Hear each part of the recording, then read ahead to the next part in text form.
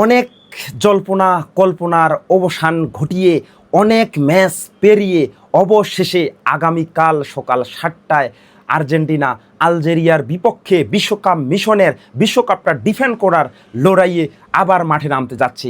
এই যে Lionel Messi তার ষষ্ঠ বিশ্বকাপ মিশন লড়াইয়ে আবারও যাচ্ছে, অর্থাৎ এই আর্জেন্টিনা বিশ্ব চ্যাম্পিয়ন হয়ে বিশ্বকাপ খেলতে যাচ্ছে। অর্থাৎ এই বিশ্বকাপটাকে কিভাবে ডিফেন্ড করতে হয় এই দলটার আশা করা যায় ভালো করেই জানা আছে, এবং কিভাবে ম্যাচটাকে জিততে হয়, কিভাবে ম্যাচের ফলাফল চেঞ্জ করতে হয় সেই লেভেলের প্লেয়ার রয়েছে। এবং আপনারা যারা হলদিয়া পাখিরা রয়েছেন অবশ্যই আপনারা ম্যাচটা দেখবেন যে আর্জেন্টিনা কিভাবে ম্যাচটা জেতে। আর আলজেরিয়াকে এত দুর্বল দল মনে করেন না আপনারা। আমি বলি আলজেরিয়া হচ্ছে 28 র্যাঙ্কিং, অর্থাৎ তুলনামূলক ভালো দলেই। এরপরে অস্ট্রেলিয়া রয়েছে, অস্ট্রেলিয়া কিন্তু তুলনামূলক এই গ্রুপের মধ্যে আর্জেন্টিনার সাথে ফাইটিং করা দল।